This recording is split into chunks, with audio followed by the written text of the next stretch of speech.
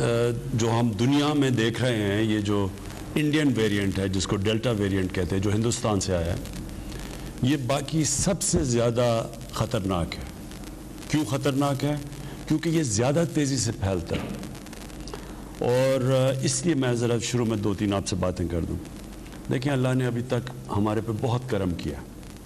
ہم نے فیصلے صحیح کیے، مشکل فیصلے کیے، لیکن ٹائم پہ فیصلے کیے۔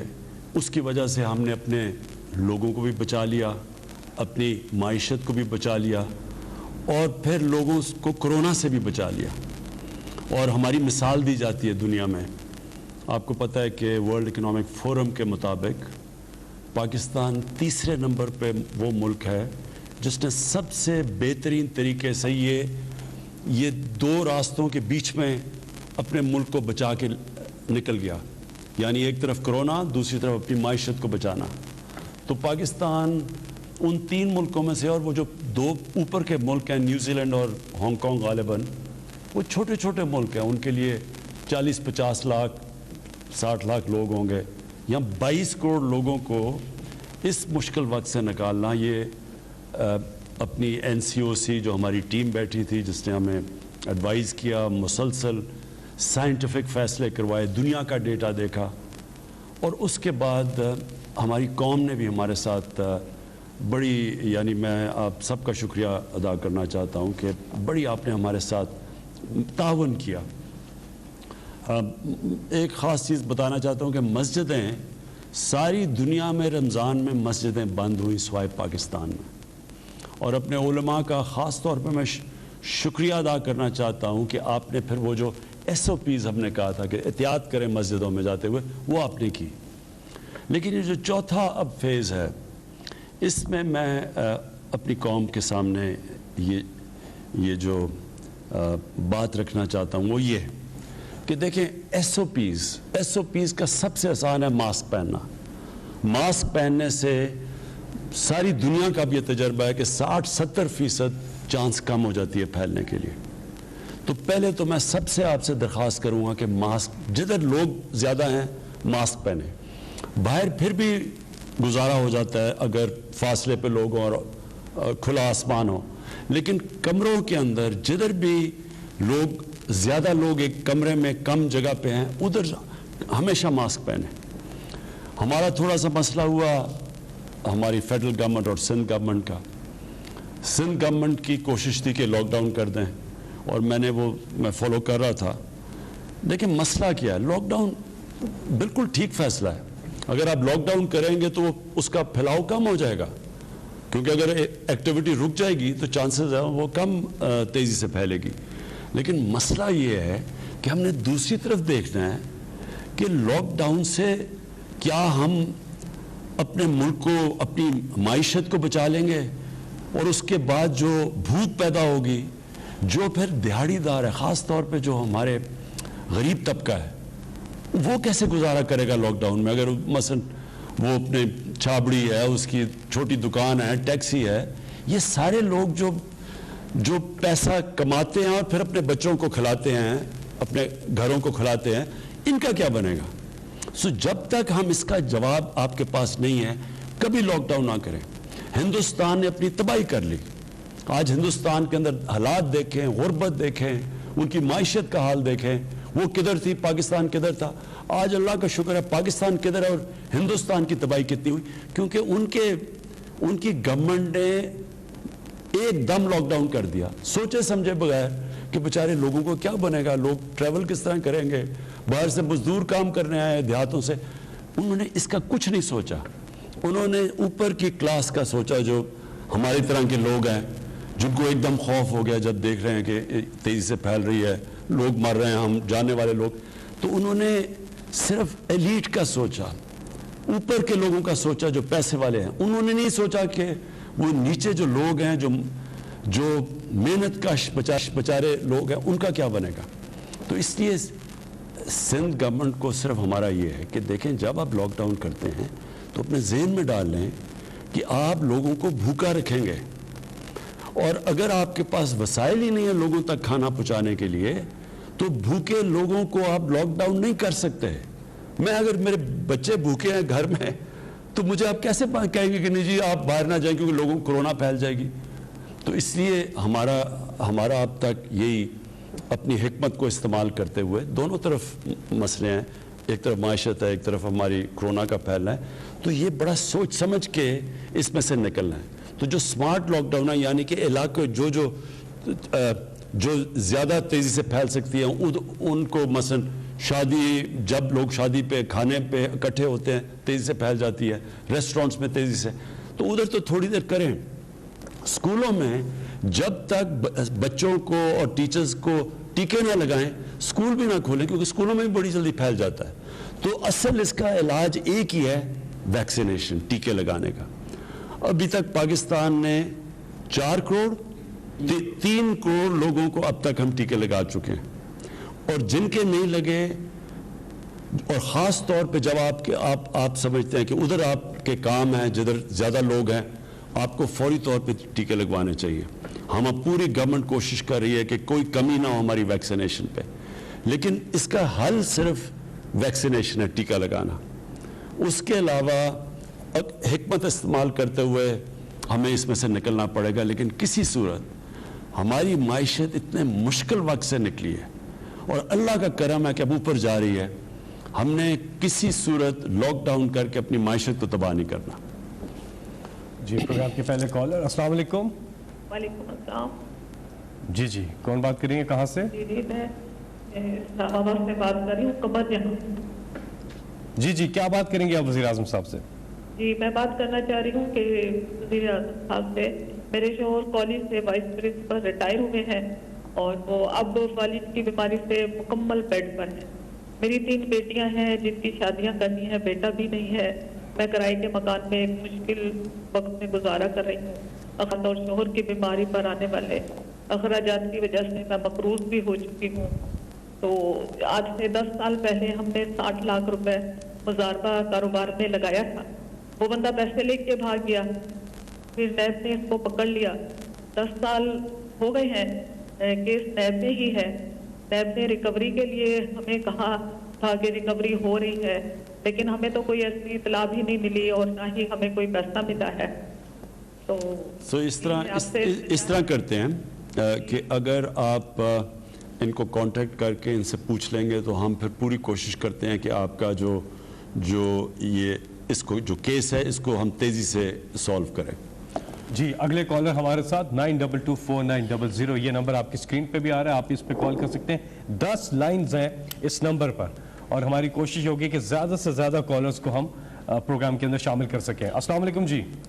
السلام علیکم جی وعلیکم السلام جی، کون صاحب کہاں سے اور کیا بات کریں گے وزیر اعظم صاحب سے؟ میں سعید بہادر علی سالک تمغہ امتیاز بول رہا ہوں، جی بی کے علاقہ گلشن کبیر سیاچن کے دامن سے بول رہا ہوں۔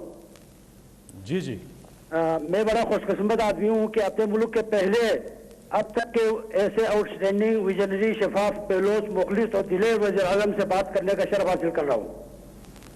میں سب سے پہلے وزیر اعظم صاحب کا شکریہ ادا کرتا ہوں جنہوں نے بڑی فراخ دلی کے ساتھ 270 ارب روپے کا خصوصی پیکیج دیا جی بی کو، جس میں ہمارے وزیر اعلیٰ کا بھی ہاتھ ہے، ان کی کوششیں ہیں۔ میں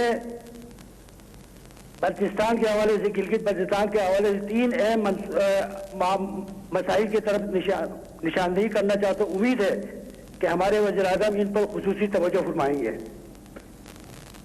پہلا مسئلہ یہ ہے کہ گلگت بلتستان بہت پسماندہ اور افتادہ علاقہ ہے اور بھٹو مرحوم کی حکومت میں سبسڈی گندم پر دی گئی تھی۔ اس وقت کی آبادی اور آپ کی آبادی میں بڑا فرق ہے، آج دگنے سے بھی زیادہ بڑھ چکا ہے، اس میں خاطر خواہ اضافے کی ضرورت ہے۔ دوسرا مسئلہ یہ ہے کہ وزیر اعظم جناب عمران خان کے ویژن کے مطابق ان علاقوں میں سیاحت کی ترقی پر خصوصی توجہ دی جا رہی ہے۔ پہلی مرتبہ ملک کے تمام شہروں سے پروازیں آ رہی ہے، بیرونی پروازیں بھی شروع ہونے والی ہے اور بائی روڈ بھی لوگ سیاح بہت سے ان علاقوں کی طرف آ رہے ہیں، لیکن سہولتوں کا فقدان ہے، افراتفری کا عالم ہے، پیٹرولیم کی شارٹیج ہے اور بجلی اور نیٹ کا نظام صحیح نہیں ہے۔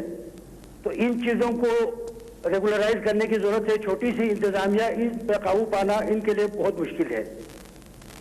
جی بہت بہت شکریہ۔ گزارش یہ ہے کالر سے کہ اپنی بات کو مختصر رکھیے تاکہ زیادہ سے زیادہ لوگوں کو موقع مل سکے کہ وزیر اعظم صاحب سے وہ بات کر سکیں. ہم اگلے کالر کی جانب جائیں گے. جی السلام علیکم. جی السلام علیکم. جی وعلیکم السلام. جی کون صاحب کہاں سے بات کر رہے ہیں؟ جی جی میں کاشف جوید بات کر رہا ہوں گجرانوالہ سے. جی کیا بات کریں گے جی وزیر اعظم صاحب سے آپ؟ جی سر میرے وزیر اعظم بات سن رہے ہیں؟ جی السلام علیکم. جی وعلیکم السلام. جی میں وسیم مذہب سے میرا تعلق ہے اور ہر محکمے میں ہمارا 5% کوٹا آتا ہے جو کہ ایک عرصہ دراز سے ہمیں نہیں دیا جا رہا. اور میری آپ سے درخواست ہے کہ آپ کے دورے حکومت سے ہمیں بہت سی امید ہے اور ہم میرٹ کے باوجود بھی ہمیں یہ سیٹیں نہیں دیتے. پوری اقلیت کا یہی مسئلہ ہے. تو میری آپ سے درخواست ہے کہ آپ ہمارے جو حقوق ہے وہ ہمیں دیں. اور سٹیزن پورٹل کے علاوہ میں نے 30 سے زیادہ محکموں میں درخواست دی ہے لیکن ہمیں انصاف نہیں ملا. تو مجھے آپ سے بہت امید ہے. اوکے یہ میں آپ کا نوٹ کر لوں. بالکل آپ ٹھیک کہتی ہیں کہ آپ کو اس کا کوٹا ملنا چاہیے. میں یہ اب ساروں کو ڈائریکشن دوں گا کیونکہ اصل میں یہ صوبوں کے پاس ہے سب کچھ. سینٹر تو ہمارا فیڈرل گورنمنٹ تو چھوٹی سی ہے, اصل میں تو صوبوں کے پاس نوکریاں ہیں ساری. تو میں سارے صوبوں کو انسٹرکشنز دوں گا کہ جو آپ کا کوٹا ہے وہ ان کو آپ سب کو ملے. جی اگلے کالر ہمارے ساتھ. السلام علیکم. وعلیکم السلام. فیصل صاحب میں حبیب اکرم عرض کر رہا ہوں. میں دنیا ٹی وی میں کام کرتا ہوں اور وزیر اعظم صاحب کو بھی میں سلام پیش کرتا ہوں. دراصل آج میں نے یہ کال اس لیے بلائی تھی کہ میں دیکھ سکوں کہ کیا واقعی لائیو کالرز ہیں, لائیو کالرز اس میں آ رہے ہیں, لائیو کالز آ رہی ہیں. کہیں فیصل جاوید صاحب کہیں آپ تو ادھر ادھر سے کالز نہیں کروا رہے یا وزیر اعظم سے براہ راست ہی لوگ بات کر رہے ہیں. تو لہٰذا میں نے بھی سوچا کہ میں آج اپنی خبر بناؤں گا کہ اگر میری کال نہ ملی تو پھر میں پروگرام میں بیٹھ کے کہوں گا کہ جناب دیکھیے کالز تو ملتی نہیں ہیں, لیکن میری کال مل گئی اور میری خبر رہ گئی. مجھے اندازہ ہے وزیر اعظم صاحب یہ صحافیوں کا وقت نہیں ہے, جب بھی آپ سے ملاقات ہوتی ہے آپ سے سوالات بھی ہم کر لیتے ہیں, لیکن ایک شہری کے طور پہ میں لاہور کے ایک چھوٹے سے مسئلے کے بارے میں آپ کی توجہ چاہوں گا کہ شوکت خانم ہاسپٹل کو جو سڑک جاتی ہے اس کا ایک حصہ تو بالکل ایسا ہے کہ جہاں پہ جس پہ کوئی اشارہ نہیں ہے, لیکن ایک حصہ ہے جو تقریباً 3 کلومیٹر کا, اس کے اوپر 4 جگہ باٹل نیکس بنتے ہیں اور وہاں پہ کسی پل کی ضرورت نہیں, کسی انڈر پاس کی ضرورت نہیں ہے. بڑے آرام سے یو ٹرنز کو بہتر مینج کر کے وہ حل کیا جا سکتا ہے وہ معاملہ. تو میرا خیال ہے کہ وزیر اعظم صاحب اگر آپ اس طرف توجہ کر دیں یا پنجاب حکومت کو انسٹرکشن دے دیں تو وہ ہو جائے گا. لیکن بہرحال مجھے یقین آ گیا کہ آپ براہ راست لوگوں سے بات کر رہے ہیں. جی حبیب میں آپ کو ایک چیز واضح کر دوں. دیکھیں کون سے سربراہ ملک کے آزاد میڈیا سے ڈرتے ہیں؟ وہ کون سے ایسے سربراہ ہوتے ہیں؟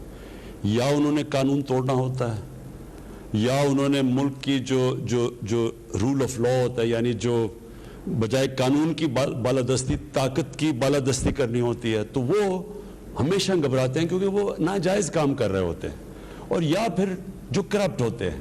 اب میں نے اگر چوری کی ہو, میں نے لنڈن میں میرے اپارٹمنٹس ہوں جو چوری سے میں نے بنایا, تو مجھے سارا وقت آزاد میڈیا سے ڈر لگے گا. میں آپ کو یہ واضح کر دوں کہ آزاد میڈیا جو آزادی رائے ہے یہ ایک ملک کے لیے ایک بہت بڑی نعمت ہے, کیونکہ یہ ہماری طرح کے لوگوں کو سارا وقت آگے کرتے ہیں. اب آپ نے بتایا نا یہ کہ جی وہاں 4 جگہ لوگ رکتے ہیں جوہر ٹاؤن جاتے ہوئے, وہ جو دوسری سڑک ہے, تو وہ یہی میڈیا کا کام ہوتا ہے, واچ ڈاگ ہوتا ہے میڈیا. مجھے صرف میڈیا سے اختلاف تب ہوتا ہے جب فیک نیوز بنائی جاتی ہے, پروپیگنڈا کیا جاتا ہے. گورنمنٹ کو مثلا یہ جو EU کی جو ڈس انفارمیشن لیب میں چیزیں سامنے آئی ہیں کہ ہندوستان نے فیک اکاؤنٹس بنائے ہوئے ہیں اور ان کو فیڈ کر رہے ہیں پاکستان سے صحافی جو پاکستان فوج اور پاکستان کے پرائم منسٹر کے خلاف پروپیگنڈا کر رہے ہیں. میرا صرف ادھر مسئلہ ہوتا ہے. آپ جو صحیح صحافت ہے, میں پھر سے کہتا ہوں, جو تنقید ہوتی ہے وہ ملک کے لیے بہت بڑی نعمت ہے. جی آپ کی کالز کا سلسلہ جاری ہے. 051-922-4900 یہ نمبر ہے. ہم یہ سمجھتے ہیں کہ بہت مشکل سے کال ملتی ہے کیونکہ پورے پاکستان سے طول و عرض سے لوگ کوشش کر رہے ہوتے ہیں, اوورسیز سے بھی لوگ کوشش کر رہے ہوتے ہیں. ہم نے لائنز بڑھا دی ہیں, یہ ایک نمبر جو ہے اس پہ 10 لائنز اب ہو گئی ہیں, لیکن بہرحال آپ کوشش جاری رکھیں, انشاءاللہ کامیابی ملے گی. اگلے کالر. جی السلام علیکم. السلام علیکم. جی کون صاحب کہاں سے بات کر رہے ہیں؟ میں محمد جہانگیر بول رہا ہوں دبئی سے. جی جی کیا بات کریں گے وزیر اعظم صاحب سے آپ؟ السلام علیکم سر. جی وعلیکم السلام. میں محمد جہانگیر بن غلام دین دبئی سے بول رہا ہوں سر. میں فارورڈ کوٹے کا رہنے والا ہوں. جی جی ہلو. جی جی آ رہی ہے آواز. میں فارورڈ کوٹے کا رہنے والا ہوں سر. ٹھیک ہے جی. میرے ساتھ تھوڑا پرابلم آ رہا ہے کہ میں ریٹائر فوجی ہوں. جی جی ہلو. جی جی آپ میں ریٹائر آرمی ریٹائر ہوں, تو میں ادھر دبئی میں آ کے تھوڑا جاب لیا اور میری پینشن بند ہو گئی ہے. پہلے 30 مہینے بند کی رہی ہے اور میں چھٹی کیا, جانے کے بعد وہ فال کی, انہوں نے میرے کافی سارے پیسے لگے اس کے اوپر. تو میری آپ سے گزارش ہے کہ وہ ہم سے NOC مانگ رہے ہیں. تو NOC ہمارے پاس تو نہیں, ہم سفارتخانے سے کاغذات بھیجتے ہیں لیکن وہ ریجیکٹ کر دیتے ہیں. اچھا, آپ جب آپ کو کوئی کال کرے گا آپ اپنی پوری تفصیل دیں اور انشاءاللہ ہم آپ کی پینشن بحال کریں گے. جی ہمارے ساتھ اگلے کالر. جی السلام علیکم. جی السلام علیکم. جی السلام علیکم سر. وعلیکم السلام. جی کون سا بات کر رہے ہیں؟ سبیدار حمید اللہ بول رہا ہوں کوہاٹ سے. جی جی کیا سوال ہے جی آپ کا؟ سر میرا یہ ہے کہ میں فوجی ہوں, میں نے 34 سال آرمی میں نوکری کی ہے. تو 65 71 بعد میں بھی حصہ لیا ہے. جب میں 34 سال کے بعد آیا تو میرا بڑا بھائی ہے, اس نے ہمارے سارے بھائی زمینوں پہ قبضہ کیا ہے اور ابھی تک جو ہے نا اس نے اپنے پاس زمینیں رکھی ہے, مجھے اپنا حصہ نہیں دے رہے. تو اس کے اوپر کوئی عدالت میں گئے ہیں, کوئی آپ کے پاس کوئی قانونی کارروائی کی ہے؟ سر 97 سے میں عدالت میں پھر ہوں. 97 سے عدالت؟ ہاں 97 سے کہہ رہے ہیں عدالت میں گیا ہوں. تو اس کی آپ کی ہم اس طرح کریں گے کہ آپ کی تفصیل لے لیں گے اور یہاں سے کوشش کریں گے کہ آپ کا کیس آگے بڑھے.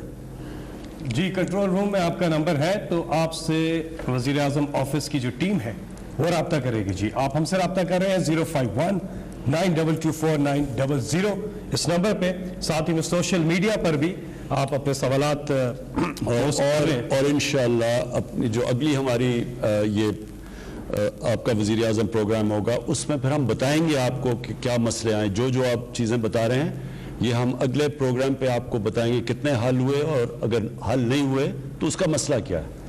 جی اس کے ساتھ ایک اور نمبر بھی آپ نوٹ فرما لیجئے, وہ ہے سٹیزن پورٹل کا. سٹیزن پورٹل پہ ایک تو ایپ ہے, وہ آپ اپنے موبائل فون پر ڈاؤن لوڈ کر سکتے ہیں. دوسرا ایک ٹیلی فون نمبر بھی ہے جس پہ آپ رابطہ کر کے اپنی شکایت وہاں پر بھی درج کروا سکتے ہیں, اور وہ نمبر ہے 051-900-111 9000111. یہ نمبر ہے. جی اگلے کال ہے. السلام علیکم. جی وعلیکم السلام سر. جی جی کون صاحب کہاں سے بات کر رہے ہیں؟ وزیر اعظم صاحب سے بات کیجیے گا. جی سر محمد بخش راجن پور سے بات کر رہا ہوں. خان صاحب خیریت سے ہیں؟ ٹھیک ہے سر. جی مہربانی, شکریہ. خان صاحب میری عرض ہے کہ میں وفاق کی زمین کاشت کرتا ہوں, ایک عام کاشتکار اور ان پڑھ انسان ہوں.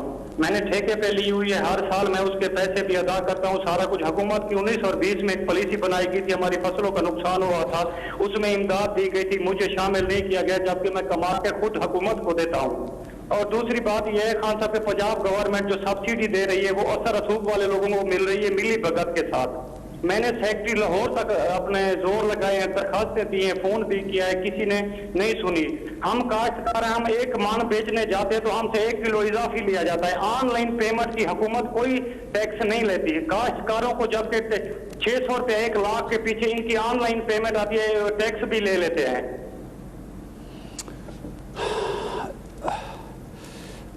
اس کا آپ کو ابھی اس کے بعد پروگرام کے بعد ٹیلی فون آئے گا میرے آفس سے, یہ آپ نے پوری تفصیل بتانی ہے, اور وہ ہم ساری پنجاب گورنمنٹ سے بھی بات کریں گے اور یہ بھی پتہ چلوائیں گے کہ جو آپ کی جو زمین آپ کاشت کر رہے ہیں فیڈرل گورنمنٹ کی, اس کے اوپر بھی ہم پورا دیکھیں گے کہ ہم اس میں بھی آپ کی کیسے مدد کر سکتے ہیں. جی وزیر اعظم صاحب, ایک سوال سوشل میڈیا پر آیا ہے کہ احساس پروگرام کا دائرہ کار جو ہے اس کو کب تک وسیع کیا جائے گا؟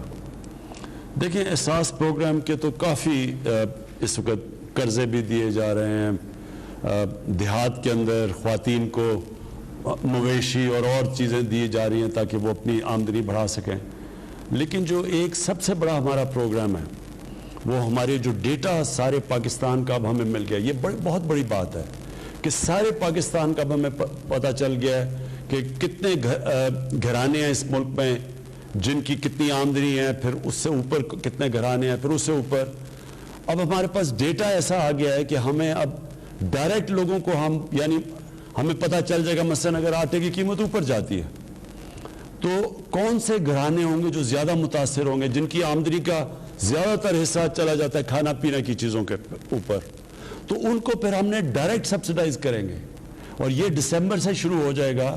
یہ پہلی دفعہ پاکستان میں ہوگا کہ ہم 40% جو نچلا طبقہ ہے ہمارا اس کو ڈائریکٹ ہم ان کو سبسڈائز کریں گے, یعنی کھانے پینے کی چیزوں پہ مہنگائی سے بچانے کے لیے ان کے پاس ڈائریکٹ سبسڈی جائے گی. یہ ہمارا سب سے بڑا پروگرام ہے اور انشاءاللہ دسمبر میں شروع ہو جائے گا. جی یہاں پہ وقت ہوا ایک وقفے کا, اس کے بعد پھر ہم دوبارہ حاصل.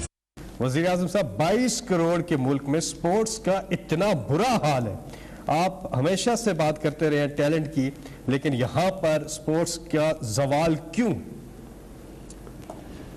دیکھیں, میں اس میں ضرور کہوں گا کہ مجھے جو ٹائم دینا چاہیے تھا سپورٹس کو وہ میں نہیں دے سکا, کیونکہ سپورٹس تو میں جانتا ہوں باقی چیزوں سے تو زیادہ میری اگر ٹرپل PhD ہے وہ سپورٹس کے اندر ہے. لیکن اتنے زیادہ اور ہمارے مسئلے مسائل شروع سے پہلے دن سے پڑ گئے کہ, اور خاص طور پر معیشت کا جو حالات تھے اور جو پھر اس کی وجہ سے جو لوگوں کو تکلیف تھی, مہنگائی تھی, تو اس ساری چیزوں کے اوپر اتنی زیادہ توجہ چلی گئی کہ جو سپورٹس کے اوپر مجھے ٹائم دینا چاہیے تھا وہ میں نہیں دے سکا. دیکھیں, میں نے پاکستان کی سپورٹس کو دیکھا ہم جب چھوٹے تھے, جیسے ہاکی میں پاکستان کدھر تھا, پھر کرکٹ میں تو ہمارے دور میں دیکھتے دیکھتے پاکستان نیچے سے آ کے ورلڈ کپ جیت گیا اور دنیا کی ٹاپ ٹیم بن گئی. اور اسکواش کے اندر ہمارے پاس 2 جائنٹس تھے, جان شیر اور جہانگیر خان, جنہوں نے 10 سال دنیا کی اسکواش کو ڈومینیٹ کیا. تو ہم نے وہ دور دیکھا ہوا ہے, اور پھر ڈکلائن دیکھی اس کی. اور بدقسمتی سے جو ہم نیچے آئے ہیں نا پاکستان میں, یہ جو 2 خاندانوں نے اس ملک کو تباہی کی ہے. ایک تو پیسہ لوٹنا ہے نا, ایک ادارے تباہ کیے. پیسے لوٹنے کے لیے آپ کو اداروں کو کمزور کرنا پڑتا ہے. مثلا اگر آپ کے ادارے ٹھیک ہو, میں پیسہ کیسے بناؤں گا؟ میں FBR کو اپنا آدمی بٹھاؤں گا. میں اگر نیشنلائز بینکس کو لوٹنا ہے تو ادھر اپنے پریزیڈنٹس بٹھاؤں گا, ان کے ذریعے لونز لوں گا, معاف کرواؤں گا. تو سارے آہستہ آہستہ جو ادارے, اب نیب کب سے فنکشن کر رہی ہے؟ پہلی دفعہ ہے کہ بڑے بڑے ناموں کو نیب نے پکڑا. پہلے تو چھوٹے چھوٹے لوگوں کو پکڑتی تھی, تو نیب کے ہوتے ہوئے کرپشن بڑھتی جا رہی تھی. اب شور جو مچا ہوا ہے وہی قانون ہے, وہی نیب ہے, وہی 20 سال سے قانون ہے. وہ تب تو 10 سالوں میں جب یہ تھے تو اس کو نہیں بدلا, کیونکہ انہوں نے اپنے آدمی بٹھا کے تو نیب کو بالکل اپنے فائدے کے لیے کیا ہوا تھا.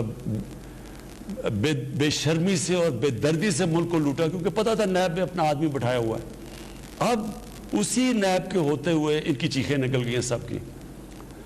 اسی طرح جس طرح نیب کا ادارہ تباہ کیا, اسی طرح سارے ادارے تباہ ہوئے. سپورٹس کے اداروں کے اوپر اپنے لوگ بٹھا دیے, سفارشی بٹھا دیے. وہ سپورٹس دیکھتے دیکھتے ہماری آنکھوں کے سامنے کدھر سے کدھر پہنچ گئی. دیکھیں, سپورٹس ایک ایسی چیز ہے, یہ سمجھنے کی بات ہے کہ ہمارا دنیا سے مقابلہ ہو رہا ہے, ہم دنیا سے مقابلہ کر رہے ہوتے. اب دنیا کے اندر جدھر ان کے ادارے اچھے ہوتے ہیں وہ مسلسل اپنی سپورٹس کو اور کمپیٹیٹو کرتے جا رہے ہوتے ہیں. وہ نئی ٹیکنیک سوچ رہے ہوتے ہیں, وہ اپنے میرٹ کو اوپر لانے کے بہتر طریقے سوچ رہے ہوتے ہیں.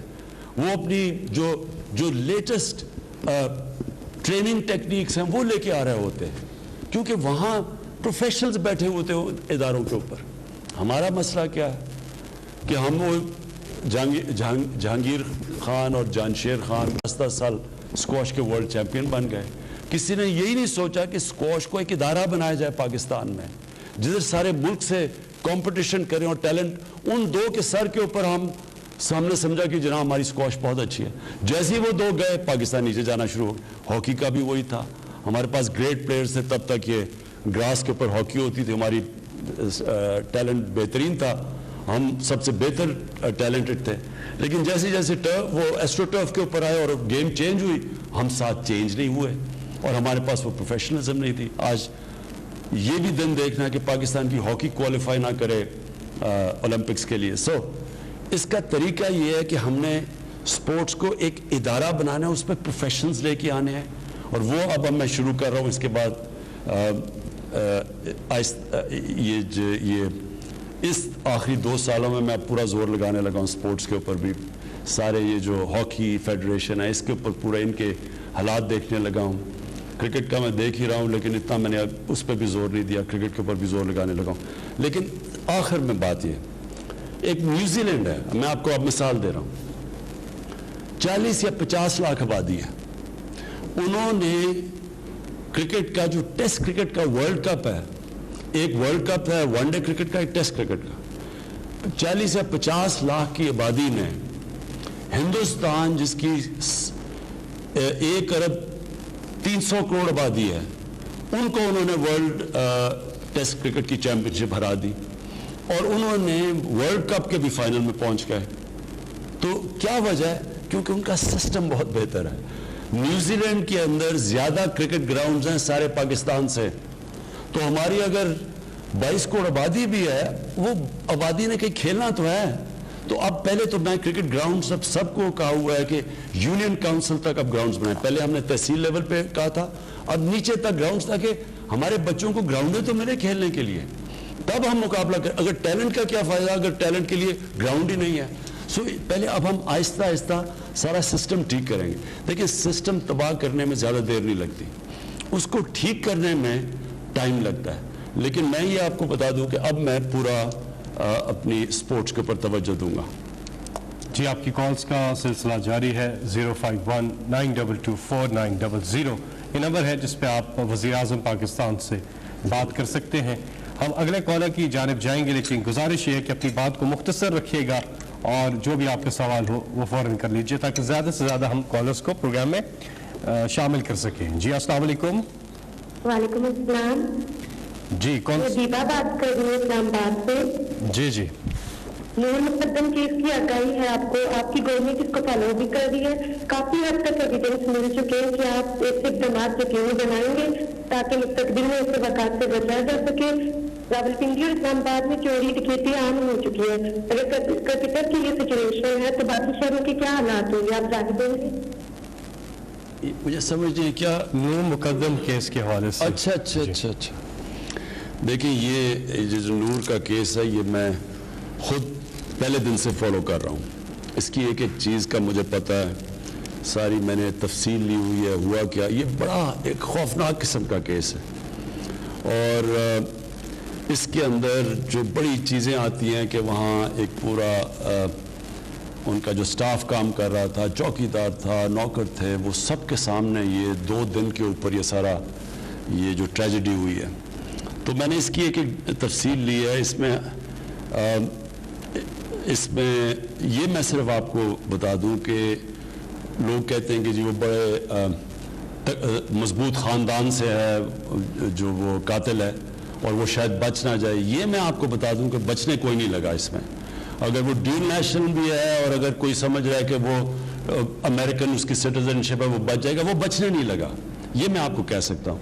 लेकिन ये मैं ज़रूर कहूँगा कि इससे सारे सबको यानी एकदम एक शौक मिला है कि वो नूर जो हम जिस तरह हमारी अपनी बेटी उससे हो, हम जब सोचते हैं तो इसका एक ऐसा सदमा सबको मिला है। ये इसका बड़ा इम्पैक्ट किया है। उससे पहले भी मैं आपको बता दूं कि एक और अफगान एम्बेसडर की बेटी से कुछ हुआ, वो इंसिडेंट हुआ था कि जी उसको किसी ने मारा है। उसको भी मैं ये बता दूं कि मैंने इस तरह केस को फॉलो किया जिस तरह वो मेरी अपनी बेटी है। अफगानिस्तान ये हमारे अपने लोग हैं, हम अफगानिस्तान को अपने भाई समझते हैं, तो उसको भी हमने उसी तरह देखा कि एक एक चीज़ اور میں پولیس کو داد دوں گا، انہوں نے ایک ایک چیز اس کی فالو کی، یعنی جو ٹیکسی 3 ٹیکسیز چینج کی اس کی پورے انہوں نے اسمارٹ سٹی کے کیمرہ سے پورا اس کو فالو کیا، کدھر گئے ان کو ڈرائیوروں کو لوکیٹ کیا، ان کو انٹرویو کیا، تو ایک ایک چیز فالو کی ہے۔ تو اس کیس کے اندر بھی اس کے اندر ہی ان کے کیمرے لگے ہوئے تھے، ایک ایک چیز اس کی یہ جو نور کا مرڈر کیس ہے اس کو فالو کر رہے ہیں۔ یہ بہت ٹریجڈی ہے۔ میں یہ صرف آپ کو سب کو یہ یقین دلانا چاہتا ہوں کہ کوئی بھی طاقتور سے بھی طاقتور ہو اس کو سزا پوری ملے گی اس کیس کی۔ جی ہمارے ساتھ اگلے کالر، السلام علیکم۔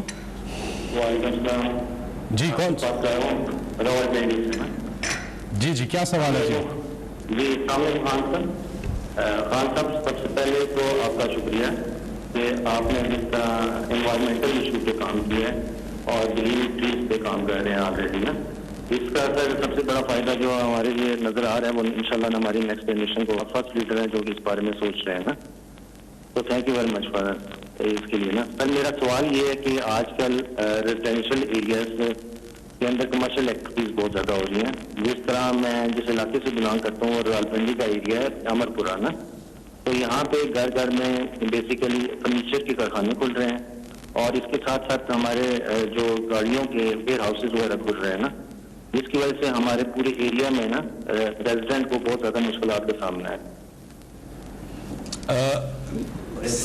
ریزیڈینشیل ایریا میں کمرشل ایریا زیادہ بن رہے ہیں اور اس سے ریزیڈنٹ کو پرابلم آ رہی ہے۔ دیکھیے میں دونوں چیزوں کا جواب دیتا ہوں۔ پہلی چیز کہ سارے جو پاکستان میں لوگ یہ دیکھ رہے ہیں، میں آج سب آپ کو اب تاکید کرتا ہوں کہ ہو سکے تو آپ نے کم از کم ایک درخت ضرور لگانا ہے یہ برسات کے اندر، اور صرف لگانا نہیں، پھر اس کا دھیان رکھنا ہے،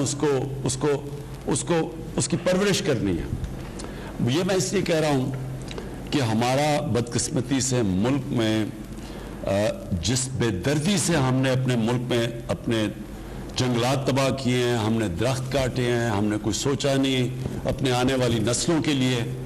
یہ شاید ہی کوئی ملک اپنے اوپر جس کو اللہ نے اتنی نعمتیں دی ہو، جس ملک کو اللہ نے یعنی جو اس ملک کو نعمتیں دی ہیں، شاید میرے خیال میں کسی ملک کو ہوں کہ ہمارے پاس 12 موسم ہیں، 12 کلائمیٹک زونز ہیں۔ ہم جو اوپر سے جب K2 سے جب ہم جاتے ہیں سمندر تک تو ہر جگہ مختلف کلائمیٹس ہیں، اس میں ہم کچھ بھی اگا سکتے ہیں، ہم اپنے جنگلات بہتر کر سکتے تھے، ہم پانی کا بہتر استعمال کر سکتے تھے، ہم اپنے دریاؤں کو ان کا دھیان رکھ سکتے تھے، ہم اپنے شہروں کا، تو ہم نے یہ کچھ نہیں کیا کیونکہ لانگ ٹرم پلاننگ نہیں کسی کی۔ لوگ آتے ہیں 5 سال کا الیکشن ہوا ہے، اچھا جی میں کیا الیکشن کے اندر میں کوئی اورنج ٹرین دکھا دوں، میں کوئی میٹرو دکھا دوں اور 5 سال میں کمپلیٹ کر کے اس کے اوپر کروڑ روپیہ خرچ کر کے کہ جی دیکھیں کتنا بڑا کارنامہ کیا۔ یہ کوئی کارنامہ نہیں ہے۔ آپ پیسے دیں آپ میٹرو لگا لیں، آپ پیسے دیں آپ ٹرین بنا۔ اصل کارنامہ ہے اپنے آنے والی نسلوں کی ابھی سے پرواہ کریں ہم کہ ہمارے یہ جو بچے بڑے ہوں گے تو کیا ان کو پولوشن کس طرح کے شہر ملیں گے، کیا وہاں پانی ٹھیک ہوگا، شہروں میں پانی ملے گا، گندگی کدھر جائے گی؟ وہ گندگی دریاؤں میں تو نہیں ہم پھینک رہے، ہم اپنا انڈر واٹر جو زمین کے نیچے پانی ہے اس کے اندر تو زہر نہیں ڈال رہے۔ تو یہ جب تک یہ صرف وہ سوچتے ہیں جو آگے کا سوچتے ہیں، جن کی لمبی آگے کہ وہ اپنا نہیں سوچتے، اپنے بچوں کا سوچتے ہیں۔ اس لیے جو ہمارا اس وقت پاکستان میں جو ہم 10 ارب درخت لگا رہے ہیں، یہ ہم اپنے بچوں کے لیے لگا رہے ہیں، اپنی نسلوں کے لیے، اپنے ملک کو، اور یہ اس اللہ کا شکر ادا کر رہے ہیں اس کی نعمت کا دھیان رکھتے ہوئے جو نعمت ہے پاکستان۔ تو میں سب کو کہوں گا درخت لگائیں، اس میں شرکت کریں پوری طرح۔ میں یہ 4-5 جگہ پہ یہ کیمپینز لانچ کروں گا انشاءاللہ اس برسات میں۔ دوسری چیز، ہمارے شہروں کے اندر مسئلہ بہت بڑا ہے، ہم نے ماسٹر پلان نہیں بنائے شہروں کے، جو بنے ہوئے تھے ماسٹر پلان وہ بھی سارے تباہ ہو چکے ہیں۔ اسلام آباد میں ذرا آپ اگر دیکھ رہے ہوں تو میں آپ کو بتاؤں کہ کس طرح ہم نے کیونکہ سوچا سمجھا نہیں تو ہوا کیا اس ملک کے ساتھ۔ اسلام آباد ایک واحد پلان سٹی تھی پاکستان کی، جس میں پتہ تھا ہر علاقے کدھر ہیں، سڑکیں کدھر بنیں گی، گھر کدھر بنیں گے، کمرشل ایریاز کدھر ہیں۔ وہ ماسٹر پلان بنا ہوا تھا۔ وہ ماسٹر پلان کی اتنا دھجیاں اڑائی گئیں کہ آج آپ یہ دیکھیں کہ 1960 سے 2010 تک جتنی بھی اسلام آباد میں ڈیولپمنٹ ہوئی تھی 2010 سے لے کے 2020 تک اتنی ڈیولپمنٹ 10 سالوں میں ہو گئی ہے.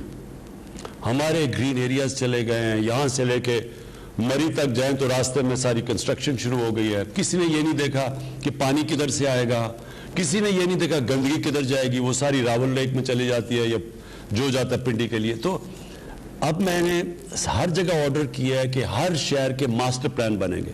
ماسٹر پلان کا مطلب یہ کہ شہر ایک حد سے آگے نہیں پھیلے گا, کیونکہ ہمارے ہرے علاقے ختم ہوتے جا رہے ہیں, ان کو روک دیں گے شہروں کو. شہر بجائے ادھر جانے کے اوپر جائیں گے جو ساری دنیا میں ہے. اب دبئی ہے, دبئی اوپر گیا ہوا ہے, اگر دبئی پھیل جائے تو وہ کہاں سے کہاں پہنچ جائے. جس طرح نیو یارک ہے, اب نیو یارک اوپر گیا ہوا ہے, اگر نیو یارک کو اس طرح پھیلنا شروع ہو جائے تو وہ نیو یارک میں تو کبھی نہ وہ پانی دے سکتے ہیں, نہ بجلی دے سکتے ہیں, نہ امینٹیز دے سکتے ہیں. لہٰذا ہمارے اب شہروں کو ہمیں روکنا پڑے گا. اور پھر جو ہم نے دیکھا نیا شہر بنائیں گے, جس طرح راوی سٹی بنا رہے ہیں لاہور میں. راوی سٹی کا مقصد کیا ہے؟ پہلے تو راوی کو بچانا. راوی ایک گندا نالا بن چکا ہے, اس کو ڈیم کر کے اس کا پانی اوپر لا کے لیک بنا کے, تاکہ لاہور کا پانی نیچے جا رہا ہے. لاہور میں تھوڑی دیر میں ٹینکر مافیا آ جائے گا جس طرح کراچی میں, کیونکہ وہاں پانی اتنا نیچے چلا گیا. اس لیے پہلے لیک بنا رہے ہیں تاکہ گراؤنڈ واٹر اوپر جائے, پھر اس کو اوپر لے کے جا رہے ہیں شہر کو, ماڈرن سٹی بنا رہے ہیں. پھر وہاں پورے جنگل اگا رہے ہیں ساتھ تاکہ وہاں پولوشن کم ہوتا کہ وہ ابزارب کرے پولوشن. اسی طرح کراچی میں ہم نے بنڈل آئلینڈ کا سوچا ہوا تھا, بدقسمتی سے سندھ کی حکومت اس نے اس کو ہمیں بنانے نہیں دے رہی, اور وہ مجھے کچھ سمجھ نہیں آتی, کیونکہ سارا فائدہ سندھ کا ہے.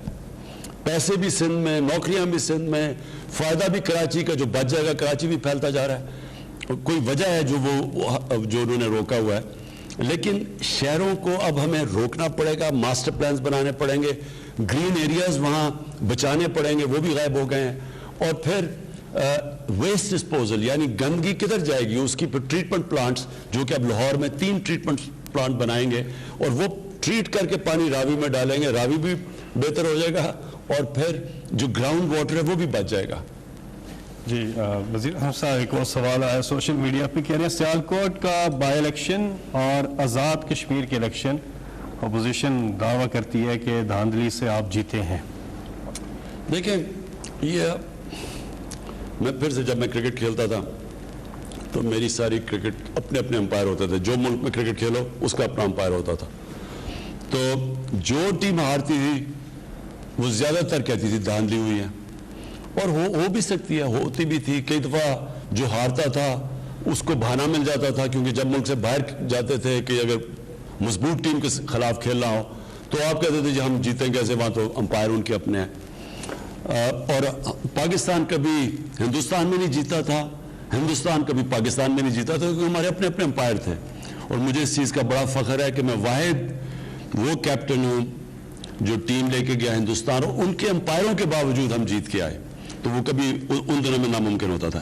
تو اس لیے ہم نے پھر کیمپین کی نیوٹرل امپائرز کے لیے, اور میں نے وہ کیمپین لیڈ کی. اور پاکستان وہ ملک تھا جس نے پہلی دفعہ دنیا کی تاریخ میں نیوٹرل امپائرز لے کے آیا 1986 میں.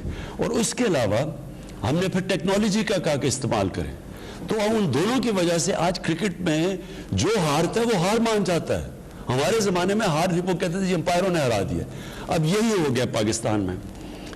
پہلی دفعہ ایک گورنمنٹ آئی ہے جس نے کہا کہ گورنمنٹ کہہ رہی ہے کہ ہم اب یہ الیکٹرل سسٹم کو ٹھیک کریں تاکہ سب مان جائیں ہار جیت کو. یہ پہلی گورنمنٹ ہے ہماری. نہیں تو جو گورنمنٹ میں آتا ہے وہ کبھی چینج نہیں کرتا. وہ کیوں نہیں چینج کرتا؟ کیونکہ آپ گورنمنٹ میں بیٹھے ہوں تو آپ سمجھتے ہیں عملہ آپ کا نیچے لگا ہوتا ہے, سارا آپ الیکشن کمشنر بھی وہ آپ اگر گورنمنٹ کی مرضی سے آتا ہے, الیکشن کمیشن بھی وہی ہوتی ہے. تو وہ گورنمنٹ سمجھتی ہے کہ ہمارے پاس ایڈوانٹیج ہے کہ اگر ہم گورنمنٹ میں بیٹھے ہیں تو ہم الیکشن جیت سکتے ہیں, تو وہ چینج نہیں کرتے. ہماری پہلی گورنمنٹ آئی ہے جس نے ہم نے پوری کوشش کر کے محنت کر کے دیکھا کہ کیسے ہمارا الیکٹرل سسٹم ٹھیک ہو سکتا ہے. اور ہم ایک نتیجے پہ آئے ہیں کہ ایک ہی طریقہ ہے کہ الیکٹرانک ووٹنگ مشینز ہم لے کے آئیں. اس سے ہوگا جتنے بھی ہمارے مسئلے سب ختم ہو جاتے ہیں. ہمارے مسئلے شروع ہوتے ہیں ووٹنگ کے بعد, اور جب تک رزلٹ آتا ہے اس کے بیچ میں سارے دھاندلی جو کہ بیگز کھل جاتے ہیں, وہ ڈبل سٹیمپ کر دیتے ہیں, وہ فارم 40 نہیں بھرتا, یعنی ساری چیزیں وہاں. اگر الیکٹرانک ووٹنگ مشینز آ جائیں تو جیسے الیکشن ختم ہوتا ہے رزلٹ آ جاتا ہے. تو اب اتنی محنت سے ہم نے کام کیا ہے, 1 سال سے ہم لگے ہوئے ہیں اپوزیشن کو کہنا کہ یہ ہمارا سسٹم ہے, ہمارے ساتھ مل کے ریفارمز کرو. 1 سال سے وہ ہمیں ٹائم ہی نہیں دے رہے. وہ کہتے ہیں ہم مانتے نہیں ہیں نہ خود کو تجویز دیتے ہیں نہ ہماری مانتے ہیں. اب آزاد کشمیر کا الیکشن, ان کے امپائرز, ان کی سٹنگ گورنمنٹ, یہاں تو کیئر ٹیکر گورنمنٹ کرتی ہے, سٹنگ گورنمنٹ نون لیگ کی نے الیکشن کروایا, سارا عملہ ان کا, پولیس انہوں نے وہاں لگائی ہوئی ساری جگہ, الیکشن کمیشن ان کی مرضی کی. پھر ہاں, جو سینئر ممبر الیکشن کمیشن کا تھا وہ نون کے وزیر اعظم کا ہمزلف تھا. تو پھر دھاندلی کیسے ہو گئی؟ دھاندلی تو جب تک الیکشن کمیشن آپ کے ساتھ نہیں ملتی دھاندلی نہیں ہو سکتی. تو وہ پھر سیالکوٹ کا الیکشن ہو گیا, اب وہ بھی ہار گئے ہیں اور وہ ان کا گڑھ تھا. ہاں, یہ فواد چودھری ریمائنڈ کر رہے ہیں کہ دھاندلی کے الزامات آزاد کشمیر میں کدھر سے لگائے گئے؟ وزیر اعظم نے بیٹھ کے وزیر اعظم ہاؤس سے لگائے ہیں. تو یہ ایسی بھی دھاندلی کبھی نہیں دیکھی تھی کہ وزیر اعظم بھی آپ کا, عملہ بھی آپ کا. تو وہ اس کا حل ایک ہے, الیکٹرانک ووٹنگ مشینز, اور اس کے اوپر ہم نے پورا زور لگا دیا ہے. ہم نے اس کے اوپر اپنی ہماری جو سائنس اور ٹیکنالوجی کی منسٹری انہوں نے ڈیولپ بھی کر دیا ہے. ہم سارے میڈیا کو دکھا رہے ہیں. ہم بلکہ چاہتے ہیں کہ سارے جو میڈیا کے الیکشنز ہیں, جو بارز کی الیکشنز ہیں, سارے وہ الیکٹرانک ووٹنگ مشین سے کروائیں. اور انشاءاللہ یہ پھر یعنی آپ قوم سب سمجھ جائے گی کہ ایک ہی طریقہ ہے کہ یہ سارے مسئلے جو دھاندلی کے ہیں وہ ختم ہوئیں. جب امریکہ میں ڈونلڈ ٹرمپ نے کہا کہ دھاندلی ہوئی ہے, دھاندلی سے ہرایا گیا ہے, تو وہ کیوں نہیں ثابت کر سکا دھاندلی؟ کیونکہ وہاں الیکٹرانک ووٹنگ مشینز تھی. اس کے اوپر وہ ثابت ہی نہیں کر سکا, کیونکہ جدھر بھی وہ گیا انہوں نے سارے رزلٹ دکھا دیے. اور وہی اس کا حال ہے پاکستان میں. جی اگلے کالر ہمارے ساتھ. السلام علیکم. جی جی ہیلو. وعلیکم السلام. جی کون سا بات کر رہے ہیں؟ جی جی کیا سوال ہے جی آپ کا؟ سر ہمارا سوال یہ کہ ہمارے یہاں 1974 یا اس سے پہلے کی یہ جو بجلی کا سب سے بڑا مسئلہ ہے ہمارے پاس, سر لوڈ شیڈنگ تباہی ہے. اور جو ہمارے اب چونکہ صاحب اگر بائی روڈ آئیں گے دیکھیں گے جو کھمبے لگے ہوئے نا سیمنٹ کے 73 یا 74 کے, وہی سر تیز ہوائیں چلتی ہیں, گر جاتے ہیں, انہیں کو ریپیئر کر دیتے ہیں, کوئی اس طرح کر دیتے ہیں, مطلب کوئی حال نہیں ہے. تو میں چاہ رہا تھا, یہ میرا سوال ہے کہ سوال کیا بس ایک طرح سے ریکویسٹ ہماری سر, تو اس کیا جائے سر. دیکھیے جی, میں پہلے بجلی کا ان گرمیوں میں بڑی مشکلات کا لوگوں کو سامنا کرنا پڑا. لوڈ شیڈنگ بھی زیادہ تھی, گرمی شدید تھی, اور بلوچستان میں ایک اور مسئلہ آ گیا کیونکہ جو گوادر تک ہم ایران سے بجلی لیتے ہیں, ایران میں اتنی گرمی پڑی کہ ایران کی خود بجلی کی اتنی کنزمپشن ہوگی کہ ایران بھی ہمیں بجلی نہیں دے سکا, کیونکہ وہاں ادھر شارٹیج ہوگی ایران کے اندر. تو ہمارا مسئلہ ذرا آپ نے سمجھنا ہے. ہم نے بجلی تو زیادہ بنا دی پاکستان میں, لیکن جو بجلی کو پہنچانے کے لیے جو ٹرانسمیشن لائنز ہیں وہ پرانی ہیں صاحب. اب مثلا پشاور ہے, جو خاص طور پر پشاور ویلی کے اندر, وہاں جو ٹرانسمیشن لائنز ہیں وہ اتنی پرانی ہیں کہ جب بجلی کا پریشر بڑھا تو جب ہم نے بجلی پہنچانے کی بھی کوشش کی وہ پہنچتی نہیں تھی, کیونکہ وہ ٹرانسمیشن لائنز کیری نہیں کر سکتی تھی. تو اب اگلا ہے کہ پورا انویسٹمنٹ کر رہے ہیں ٹرانسمیشن لائنز کو ٹھیک کرنے, نہیں لانے کے لیے, تاکہ وہ بوجھ برداشت کر سکے. دوسرا ہمیں مسئلہ کیا آیا کہ یہ جو فینومینا ہے جس کو کہتے ہیں گلوبل وارمنگ, ہماری اس سے جو موسم کے اندر جو تبدیلیاں آئی ہیں اس میں ایک کیا ہوا کہ جو برفوں نے پگھلنا تھا جولائی کے شروع میں وہ پگھلی نہیں. تو جب برفیں نہیں پگھلی تو جو ہماری ڈیمز میں پانی آنا تھا وہ 35% کم پانی آیا, اور یہ ایران میں بھی یہی ہوا. تو جب ڈیمز میں 35% کم پانی آیا تو جو بجلی بنانی تھی ہائیڈرو یعنی پانی سے بجلی بنانی تھی اس میں کمی آ گئی. تو جو ہماری کیپیسٹی بھی تھی اس سے بھی کم بجلی بنی. لیکن جو بجلی اس باری جو ڈیمانڈ آئی ہے، پاکستان کی تاریخ کی سب سے زیادہ بجلی کی ڈیمانڈ اس باری آئی ہے، تقریباً 25,000 میگا واٹ بجلی. یہ ہمارا جو جون اور جولائی کا ہمارا مہینہ ہوتا ہے، یہ ہمارا پیک سیزن ہوتا ہے، اور باقی سارے مہینوں میں تو ہماری اوسطاً ڈیمانڈ جو ہے وہ 16,000 میگا واٹ ہوتی ہے، اس میں وہ 22-23 پہ چلی جاتی ہے. اس سال وہ ڈیمانڈ ہماری 26,000 تک گئی ہے، اور وہ بجلی ہم نے سپلائی بھی کی، یہاں تک کہ ہماری جو ٹرانسمیشن کیپیسٹی ہے وہ 24,000 ہے، ہم نے 25,000 میگا واٹ بجلی جو ہے وہ سسٹم میں چھوڑی. تو ایک طرف تو ڈیمانڈ 20% بڑھی ہوئی تھی، دوسرا ہمارے ڈیمز کم تھے اس مرتبہ، تو ہمیں بجلی کی جو پروڈکشن ڈیم سے آ رہی تھی، اور ڈیمز ہماری 25% بجلی بناتے ہیں، وہ ہمیں کام آئی. لیکن انشاءاللہ تعالیٰ اب یہ پچھلے 2 ہفتے سے تو ہم نے غیر اعلانیہ لوڈ شیڈنگ پورے پاکستان میں بالکل زیرو پہ ہم لے گئے ہیں، اور اگلے سال کے لیے ایک ہم نے مؤثر پلان بنایا ہے کہ اگلی گرمیاں آنے سے پہلے یہ جو ہمارے ٹرانسمیشن کے یعنی بجلی کی ترسیل کے باٹل نیکس ہمیں دیکھنے میں آئے ہیں، ان پہ ہم انشاءاللہ تعالیٰ قابو پا چکے ہوئیں گے. اور الحمدللہ اب جس طرح ہماری انڈسٹری زیادہ ڈیمانڈ جنریٹ کر رہی ہے، تو ہمارے پاس اس کو پیک سیزن میں بھی میٹ کرنے کے لیے انشاءاللہ تعالیٰ ایک مؤثر نظام ہوئے گا. جی یہاں پہ وقت ہوا ایک وقفے کا. خان صاحب کے ساتھ میں 22 سال سے اٹیچ ہوں جی، اور گجرانوالا کارپوریشن میں 2 سال جب سے یہ دوبارہ کارپوریشن بحال ہوئی تھی 2017 میں، جو میئر شپ آئے تھے انہوں نے جو کرپشن کی ہے، مجھے انہوں نے پہلے اپنی سیٹ سے اتار دیا. جب آپ کی دور واپس آیا، وہ چیئرمین واپس گیا تو مجھے لگایا گیا اور کہا گیا کہ آپ نے کرپشن پکڑنی ہے. میں نے کروڑوں روپے کی کرپشن پکڑی ہے کارپوریشن میں، جس کی مجھے صلہ یہ دیا گیا کہ مجھے پہلے کہا گیا کہ آپ یہ باز آ جائیں اس کام سے. گجرانوالا میں بہت زیادہ نون لیگ کا گڑھ ہے، لیکن میں اپنے حق و صداقت کے لیے قائم رہا. میری جان بھی چلی جائے، میرے بچے بھی قربان ہو جائیں خان صاحب، لیکن میں حق پہ نہیں جھک سکتا. میں کسی رشوت والے کے ساتھ نہیں چل سکتا. وہ میں نے ثابت کی 13 کروڑ کی کرپشن ایک کبھی میں نے پکڑی تھی، انہوں نے فوراً مجھے ڈسمس کر دیا نوکری سے. حالانکہ میں نے فورم پہ ہائی کورٹ پہ بھی انہوں نے کہا کہ اس پر کوئی قصور نہیں ہے، لیکن اس کے ہائی کورٹ کے حکم کے باوجود مجھے جو گجرانوالا کے چیف آفسر تک کرپٹ ترین امجد حسین ٹلو، جس نے بلڈنگ میں اپنا بلڈنگ پٹرول اور سب کام میں کروڑوں کی کرپشن کی ہے، اس نے مجھے ڈسمس کر دیا. یہ تو میں ابھی میرے آفس آپ کو کانٹیکٹ کریں گے اور ہم اس کو پوری طرح انویسٹیگیٹ کریں گے کہ آپ جو کہہ رہے ہیں اور کیا یہ واقعی سب کچھ ٹھیک ہے. پہلے ہم انویسٹیگیٹ کرتے ہیں اور پھر ایکشن لیں گے. لیکن میں آپ سب کے لیے جو میرے پاکستانی آپ یہ دیکھ رہے ہیں، یہ اپنے ذہن میں ڈال رہے ہیں کہ ایک کرپٹ معاشرہ ترقی نہیں کر سکتا. دنیا کے اندر میں یہ بار بار ایک چیز لوگوں کو سمجھاتا ہوں کہ دنیا میں جو خوشحال ملک ہے اس نے کرپشن کے اوپر قابو پائی ہے. وہاں قانون کی بالا حکمرانی ہے، طاقت کی حکمرانی نہیں ہے، قانون کی حکمرانی ہے. قانون کی حکمرانی ہوتی ہے تو کرپشن ختم ہوتی ہے. دیکھیں، ایک ہوتی ہے کرپشن چھوٹے لیول پہ. چھوٹے لیول کی کرپشن لوگوں کو تنگ تو کرتی ہے، ملکوں کو تباہ نہیں کرتی. ملک کو تباہ کرتی ہے جب پرائم منسٹر بیٹھ کے کرپشن شروع کرتا اور میرے وزیر. جب ہم شروع کرتے ہیں نیچے تک، ہم کسی کو کرپشن سے نہیں روک سکتے. ہم بلکہ کیونکہ ہم جب کرپشن کرتے ہیں، ہم وہ کرپشن کے جو روکنے والے ادارے ہیں ان کو پہلے ہم کمزور کرتے ہیں، کیونکہ ہم نے چوری کرنی ہوتی ہے، وہ پھر باقی کو کسی کو بھی نہیں پکڑ سکتے. نتیجہ یہ ہوتا ہے کہ وہ سارا ملک کی تباہ ہو جاتا ہے. یہ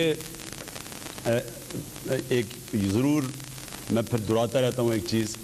ایک ہے پینل بنائی ہے یونائٹڈ نیشنز کے سیکرٹری جنرل نے، اس کو کہتے ہیں فیکٹ آئی پینل.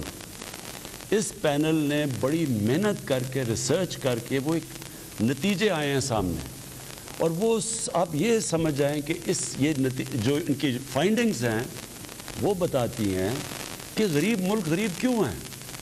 اس فائنڈنگ کے مطابق غریب ملک یا ڈیولپنگ ورلڈ سے ہر سال 1,000 ارب ڈالر ادھر سے چوری کر کے منی لانڈرنگ ہو کے آف شور اکاؤنٹس میں اور بڑی بڑی لنڈن جیسی مے فیئر جیسی پراپرٹیز میں یہ غریب ملکوں سے پیسہ جاتا ہے. وہاں امیر ملکوں میں غریب ملک غریب ہوتے جا رہے ہیں، امیر ملک امیر ہوتے جا رہے ہیں. ان کا چوری کا پیسہ سارا ادھر چلا جاتا ہے. جس طرح جب انگریز آیا ہندوستان میں تو مغلوں کے دور میں ہندوستان سپر پاور سمجھی جاتی تھی دنیا کی. 24% دنیا کی جو دولت تھی وہ ہندوستان میں تھی. جو 24% دنیا کا جی ڈی پی ہندوستان کا تھا. جب وہ انگریز 200 سال کے بعد چھوڑ کے گیا تو ہندوستان کا 3% شیئر رہ گیا تھا دنیا کے جی ڈی پی میں. صرف 3% دولت ہندوستان کی تھی. باقی جو انگلینڈ تھا اس کی 24% ہو گئی تھی. تو یہاں سے پیسہ سارا جو چوری کر کے لوٹ کے ادھر چلا گیا. اب یہی کرپٹ جو حکمران ہیں اور جو ان کے ساتھ ساتھی ہیں وہ یہی کر رہے ہیں سارے غریب ملکوں سے. ہر سال پیسہ چوری ہو کے ان کا امیر ملکوں میں چلا جاتا ہے. جو نوکریاں یہاں نکلنی ہوتی ہیں وہ نوکریاں ادھر ہوتی ہیں. نہ یہاں ہم اپنے لوگوں کو تعلیم دے سکتے ہیں, نہ علاج کروا سکتے ہیں کیونکہ پیسہ چوری. اور پھر روپے کے اوپر پریشر, کیونکہ ڈالر لے کے ڈالر خرید کے باہر بھیجنے ہوتے ہیں. تو جب ڈالر کی کمی ہوتی ہے روپیہ گرتا ہے, روپیہ گرتا ہے ساری چیزیں مہنگی ہو جاتی ہیں جو باہر سے آپ امپورٹ کرتے ہیں. تو یہ کتنا بڑا المیہ ہے. یہ جو جنگ ہے کرپشن کے خلاف یہ پاکستان کی جنگ ہے. یہ اصل میں قانون کی حکمرانی کی جنگ ہے. جو کرپشن اس وقت جنگ چل رہی ہے ہمارے ملک میں, جو طاقتور کرپٹ لوگ ہیں وہ اپنے لیے این آر او مانگ رہے ہیں کہ ہمارے ساتھ کوئی ڈیل کر لو. جو جنرل مشرف نے کی تھی ڈیل وہ میرے سے بھی وہی مانگ رہے ہیں. اور وہ سارا وقت بلیک میل کرتے ہیں ملک کو کہ جی اگر آپ نے ہمارے اوپر ہاتھ ڈالا تو ہم آپ کے لیے آپ کی گورنمنٹ گرا دیں گے. یہی ساؤتھ افریقہ کے اندر ہوا. ان کے پریزیڈنٹ نے کرپشن کی, اس کا نام زوما تھا. زوما کے اوپر انہوں نے ہاتھ ڈالنے کی کوشش کی ساؤتھ افریقہ کی گورنمنٹ نے. انہوں نے سڑکوں میں اس نے لوگ نکال لیے, مظاہرے شروع ہو گئے اور وہ گورنمنٹ پیچھے ہٹ گئی. یہی یاد رکھیں کہ ایک طاقتور اور کمزور اور غریب اور امیر ملک میں فرق ہی ہے. کسی ویسٹرن ڈیموکریسی کے اندر کسی کی جرت نہیں ہے کہ اگر اس کے اوپر کرپشن کا ایلیگیشن ہے پرائم منسٹر پہ, اس کے وزیروں پہ, وہ یہ نہیں کہہ سکتا کہ جی میں جواب ہی نہیں دوں گا, آپ کون ہوتے ہیں, میرے اوپر سیاسی انتقامی کارروائی ہو رہی ہے. ان کو جواب دینا پڑتا ہے. اور یہی فرق ہے وہاں. اور یہی ہم پاکستان کی فیوچر کی جنگ لڑ رہے ہیں, اپنے آنے والی نسلوں کی. یہی رول آف لا کی جنگ ہے, قانون کی حکمرانی.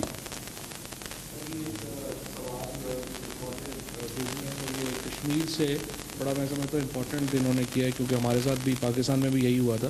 آزاد کشمیر قانون ساز اسمبلی نے 28 مئی 2021 کو ایک کالا قانون پاس کیا ہے جس کے تحت عارضی کانٹریکٹ اور ایڈ ہاک بھرتیاں بغیر ٹیسٹ اور انٹرویو جو اپنے دور میں انہوں نے لوگ بھرتی کیے ہیں ان کو گریڈ 1 سے لے کے گریڈ 18 تک انہیں مستقل کر دیا, جس پر ریاستی عوام فکر مند ہے. یعنی لوگوں کو ایڈ ہاک بھرتی کیا اور اب جاتے جاتے ان سب کو کنفرم کر دیا, جیسے کہ یہاں پہ بھی آپ کو پتہ سر ایسے ہی نہیں.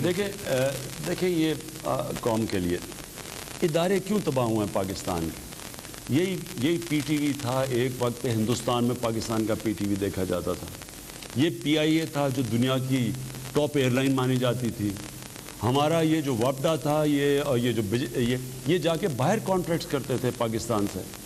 ہمارا جو نیسپاک تھا وہ مڈل ایسٹ میں جا کے کانٹریکٹس کرتا تھا. تو ہمارے آہستہ آہستہ یہ اتنے بڑے ادارے کیوں تباہ ہوئے. ساروں کے اندر سیاسی بھرتیاں کر کے سفارشوں کو ڈال کے ایسی انہوں نے برے حالات کیے ہیں اداروں کے کہ آپ یہ دیکھیں کہ جو پینشنز ہیں اداروں کی وہ اتنی بڑھ گئی ہیں کہ وہ تقریباً جو بجٹ ہوتا ہے اس میں زیادہ تر پینشنز میں چلا جاتا ہے. تو نہ کوئی ڈیولپ کر سکتا ہے, نہ ادارہ آگے بڑھ سکتا ہے, نہ جس کام کے لیے وہ ادارہ بنا ہوتا ہے نہ وہ کام پورا کر سکتا ہے. اب یہ آزاد کشمیر میں جو کیا انہوں نے, یہ کیا کیا ہوگا کہ میں نے اگر الیکشن جیتنا ہے, میں نے اپنے لوگ بھر دیے, جو اچھا جی میں آپ کو نوکریاں دے دوں گا. میں نے اپنی الیکشن جیتنے کے لوگوں کی بھرتی کروا دی, ملک کو میں نے تباہ کروا دیا. یعنی ملک کو سارے یہ جو ادارے تھے, اسٹیل مل کی میں آپ کو مثال دیتا ہوں. اسٹیل مل 2008 میں 8 ارب روپیہ کا نفع تھا اسٹیل مل میں, جو پڑا ہوا تھا اسٹیل مل میں. آئی پیپلز پارٹی کی گورنمنٹ وہی اسٹیل مل انہوں نے پہلے غلط بھرتیاں کرائیں, پھر انہوں نے کرپشن کی. وہی اسٹیل مل 5 سال 6 سال کے بعد بند ہو گئی اور 300 ارب روپے کا اس کے اوپر خسارہ ہو گیا اور آج بھی بند پڑی ہوئی ہے. اسی طرح پی آئی اے جیسی 2008 میں یہ پیپلز پارٹی کی حکومت آئی, انہوں نے جو سفارشی میں جو لوگوں کو نکالا گیا تھا، جو ان کے سفارشوں کو سب کو واپس بھرتی کیا.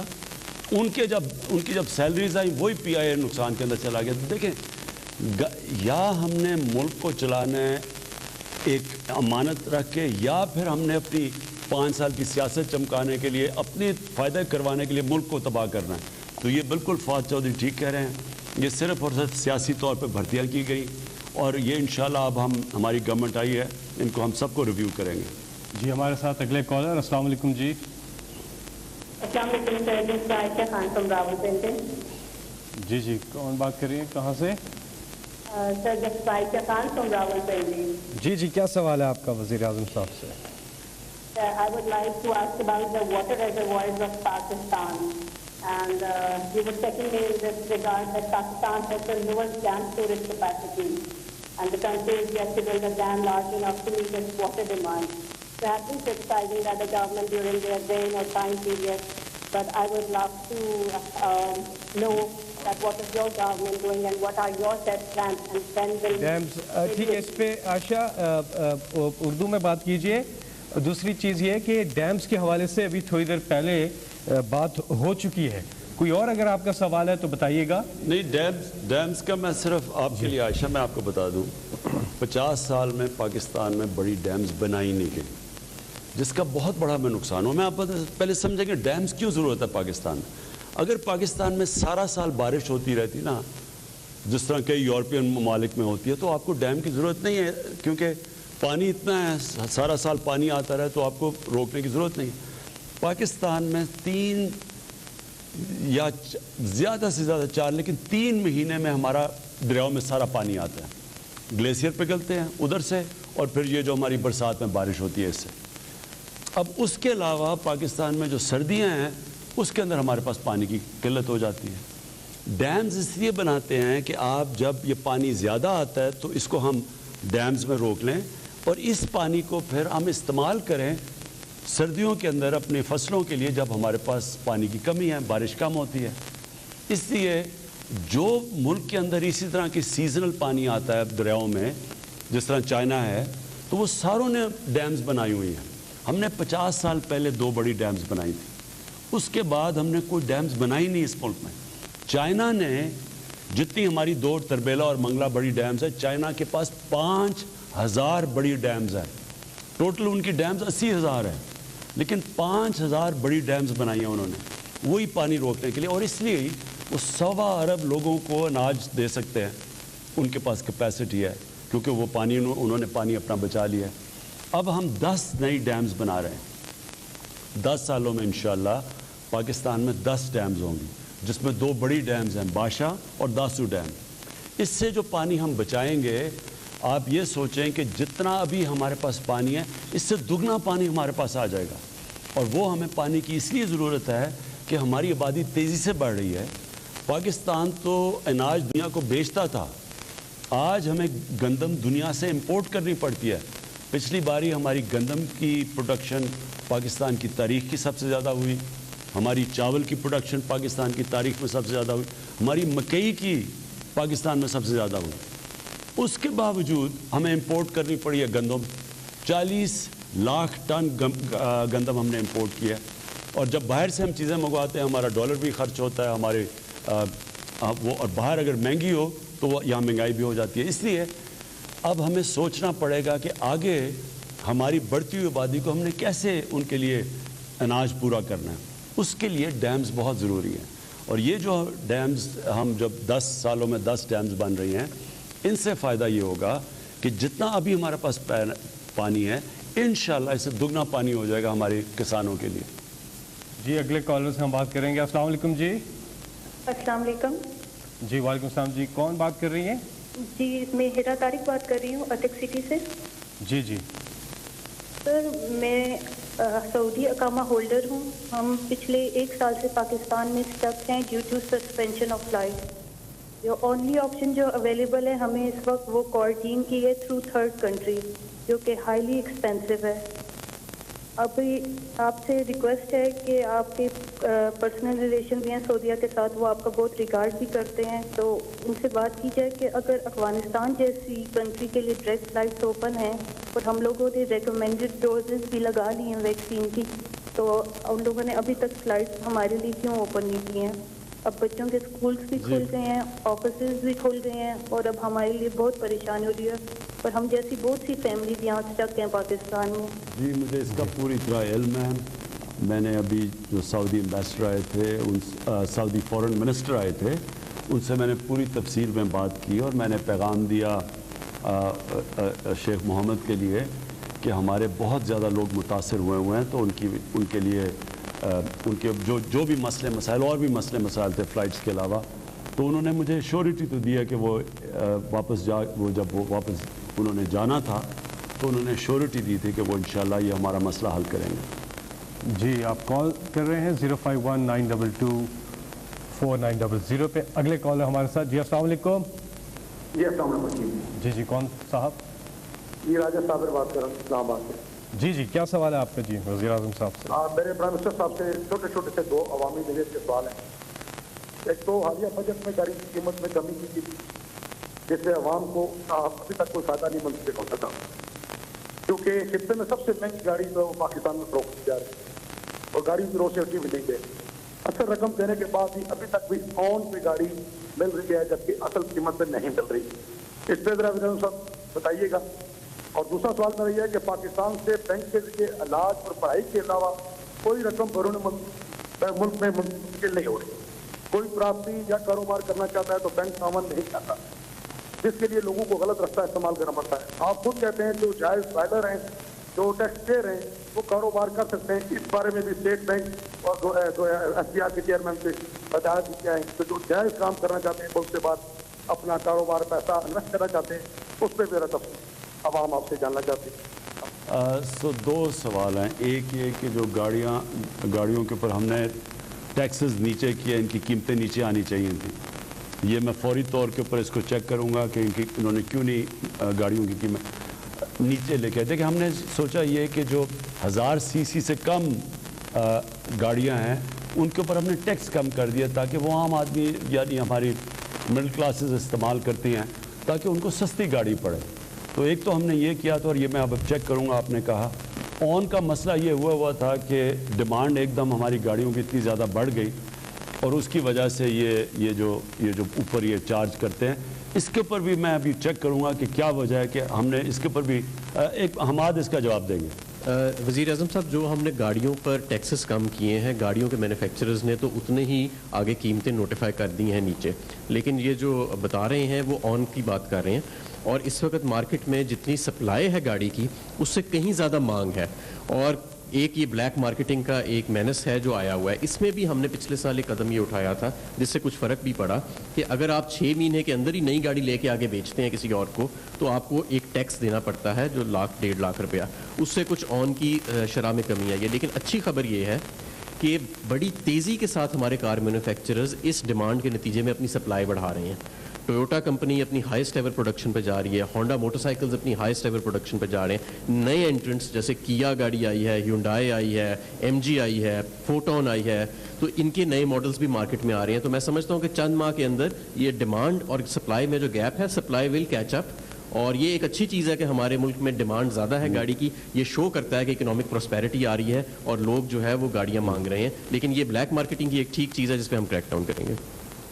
اور دوسرا جو آپ کا سوال تھا اس کو مجھے پوری طرح سمجھ نہیں آئی۔ بینکنگ انہوں نے کیا قرضے بینک نہیں دیتے، آپ اسی کا جواب بتائیں۔ انہوں نے جو بات سمجھ میں آئی ہے وہ یہ کہا ہے کہ ملک سے اندر باہر جو رقوم بھجوانے کے لیے شاید ان کو کوئی دقت آ رہی ہے، جس پہ ہم ہر وقت کام کر رہے ہیں اسٹیٹ بینک کے ساتھ بھی اور ایف بی آر کے ساتھ بھی۔ اور دوسرا ایز آف ڈوئنگ بزنس کی انہوں نے بات کی، اس میں بھی آپ ہر مہینے میں ایک میٹنگ چیئر کر رہے ہیں، اور ہماری انڈیکس میں ریکارڈ ایشیا میں سب سے زیادہ امپروومنٹ آئی ہے، اس میں بھی مزید انشاءاللہ بہتری آتی رہے گی۔ جی میں اس میں دونوں چیزوں کے میں صرف یہ کہہ دوں کہ یہ ضرور ہے کہ ہم آسانیاں پیدا کر رہے ہیں ہمارے اوورسیز پاکستانیز تب پاکستان میں، کیونکہ وہ ہمارا سب سے بڑا اثاثہ ہے۔ اوورسیز پاکستانی اصل میں ان کی ریمیٹنس نے ہمارے ملک کو صحیح طرح بچایا ہے۔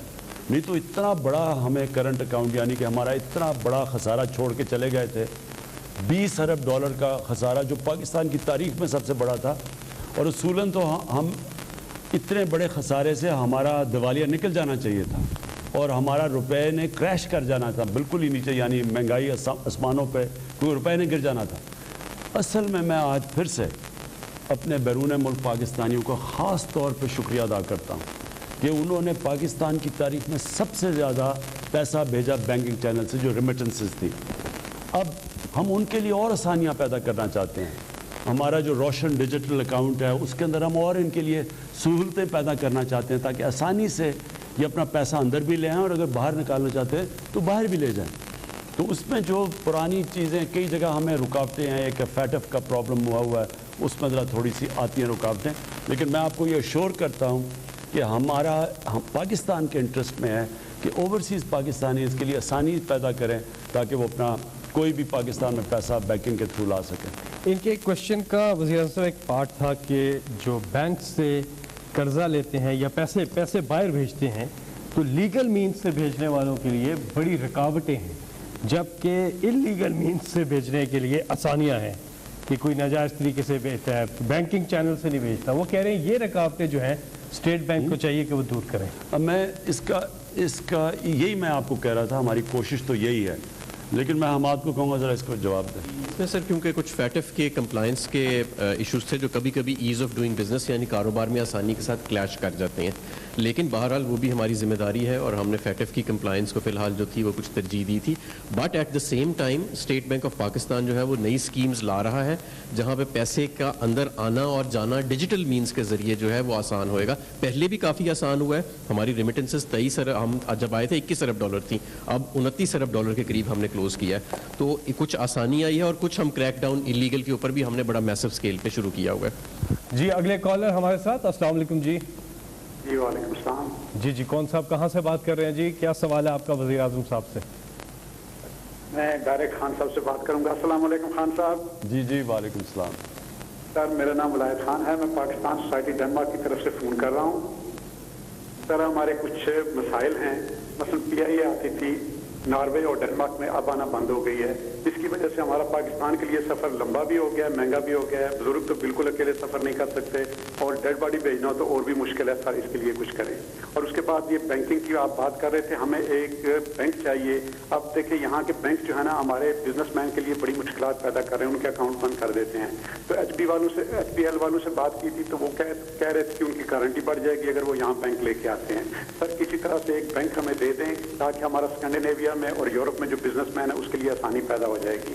اور تیسری بات یہ ہے سر کہ جو انٹرا پارٹی الیکشن ہو رہے تھے ڈنمارک سے, اس میں ہمیں مسئلہ پیش آیا ہے. اس وقت بے قاعدگی تھی تو ہم نے شور مچایا, تو پتہ نہیں کیا بات ہے, وہ ہماری بات نہیں سنتے انصاف پینل والوں کی. ہم نے تو ہزاروں ممبر بھی بنائے ہیں, ہم پاکستانی یعنی ممبر ہیں PTI کے, وہ ایسے ہیں جیسے وائس رائے بنے ہوئے ہیں. انہیں کہیں کہ اب انہوں نے جو نئی ڈیٹ دی, پہلے انہوں نے انکوائری نہیں کی کیا مسئلہ تھا, اب انہوں نے جو نئی ڈیٹ دی ہے وہ محرم کی 5 تاریخ کو دے دی ہے, 16 اگست کو. ہم کہہ رہے ہیں 1 ہفتہ آگے کر دیں, کیونکہ اہل تشیع ہوں یا سنی ہو کوئی بھی ہو, ہم ان دنوں میں عبادت کرتے ہیں, رات کو محفلوں میں جاتے ہیں, تو بہتر ہوگا کہ 1 ویک آگے کر دیں الیکشن اور اچھے طریقے سے الیکشن کرائیں, فیئر ہو کر سب کے لیے.